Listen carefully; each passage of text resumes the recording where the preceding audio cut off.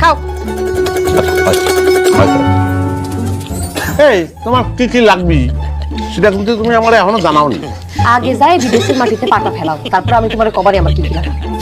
কি করে আল্লাহ আবার কান্তিছো কিসের জন্য? কাঁদতেছি না, কান্না আসতেছে, সেটা কন্ট্রোল করার চেষ্টা করতেছি। আচ্ছা আমি বিদেশে গিয়ে একটা থাকবো কিরাম করে তোমার ছেড়ে পাবো।